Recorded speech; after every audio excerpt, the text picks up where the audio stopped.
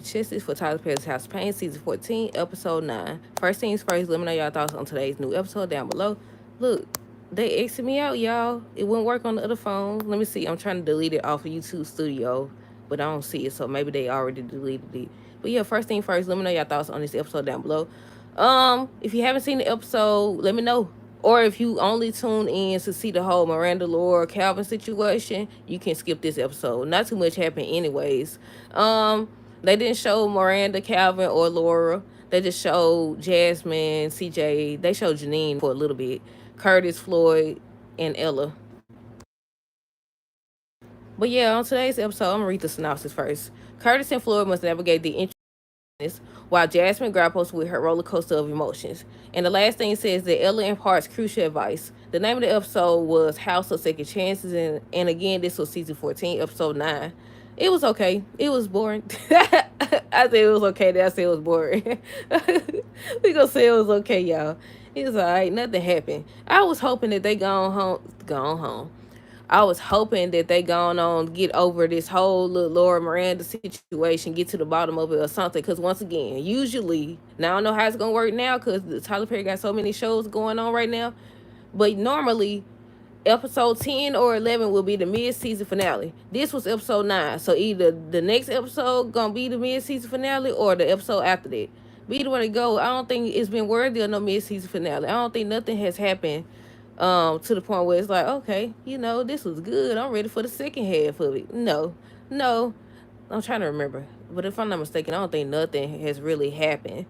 But yeah, we should be approaching the mid-season finale, and they ain't did nothing.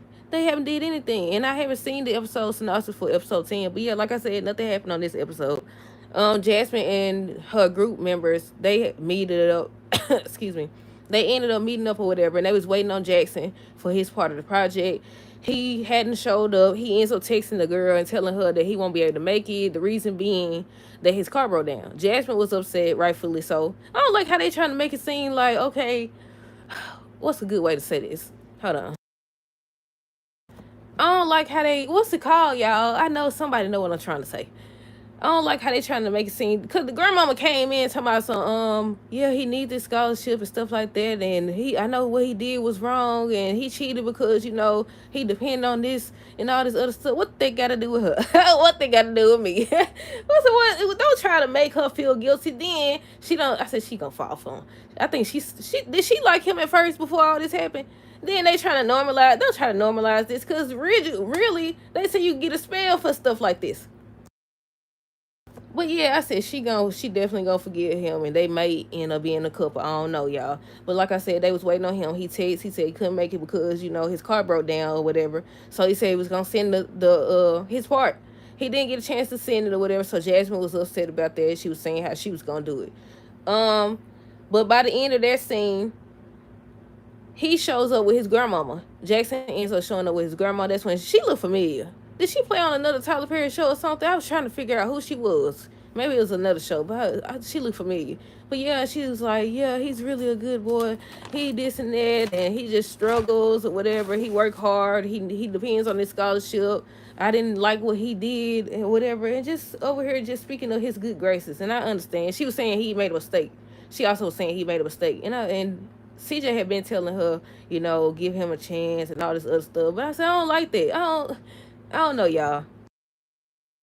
But yeah, he ends up giving her his part of the project, and he was apologizing and stuff like that. They did end up getting an A+.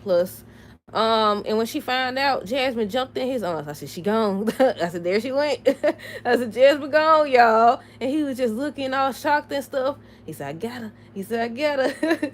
But yeah, Jasmine, before he came back over, Jasmine was telling CJ and them about how Jackson's work was actually amazing, about how she struggles, to interview people and get them to open up. But Jackson didn't have a hard time with that or whatever. But yeah, like I said, he stops by. He ends up telling her that the professor posted the grades and they got an A+. And it kind of seemed, how on the movies and shows where they be like, they excuse a lot of the players' behavior because they school depended on them or something like that. I don't know how to explain it, but y'all know what I'm talking about. That's what it seemed like to me. But yeah, like I said, they got an A+. She ends up jumping in his arms and stuff, just hugging him and holding on to him, and he looking all shocked and happy at the same time. But that's all that happened with them. On the other side of things, Floyd and Curtis met up with Q Anthony. He still seems to be dismissive of Floyd. He definitely do.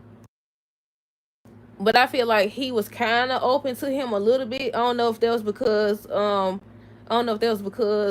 they were starting a peep game and see what he was about or whatever. But this seemed like it's gonna go on a long time. I still say I would rather they had did a storyline with Curtis and Floyd owning the restaurant and them showing CJ now just taking turns helping and stuff like that. You remember like back in the day, the firehouse scene, the barbershop scenes? But they say, hey, I'm tired of CJ and them telling Jackson to give Jackson a chance. That's her decision to make. Exactly, right. And you don't supposed to rush nobody either. You can't rush nobody. I always said they'll sit up here and do what they do. Then they try to tell you when you should forgive somebody and stuff like that. But yeah, like I said, on the other side of things, Q Anthony was talking to them. He came, brought over a big old stack of papers or whatever, a contract for partnership, and wanted them to sign it. And they was like, they gotta talk to their lawyer. I think Floyd was the one who said they need to talk to their lawyer or whatever. And then Curtis was like, we got a lawyer or whatever. So they was just reading through the paperwork and they didn't understand it. So CJ, I think they went to CJ and asked him if they knew a lawyer, if he knew a lawyer, and he ended up recommending somebody. But they still was trying to avoid because he said that it started out being $1,500 just to talk to them or whatever.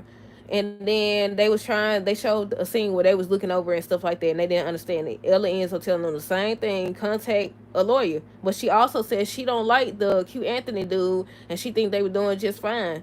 I will say, although Q Anthony definitely seems like he's sketchy, just the fact that he's dismissive, I feel they definitely got to read it because he could put in there that okay, they wouldn't even be partners, that he'll have full control or he'll get more income than them or some type of way he could put it in there or whatever.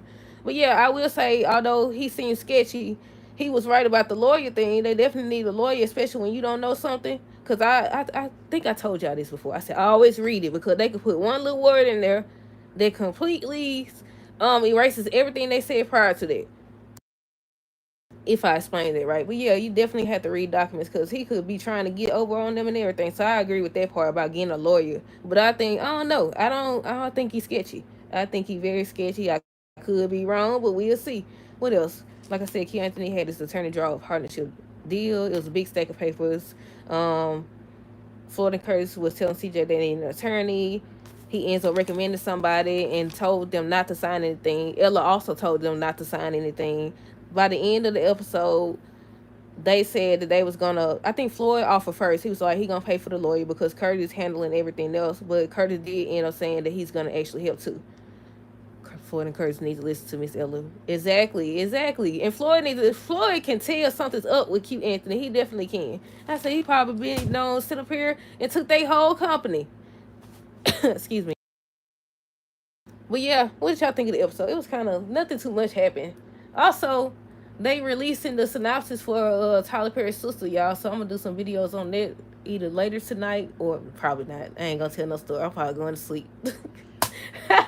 I'm probably about to go to sleep. But yeah, they released it. I seen it on Instagram. But yeah, that's it. Let me know what y'all thought of this episode down below. Stay tuned for the next review. Until next time, deuces. Have a great rest of the night and be safe.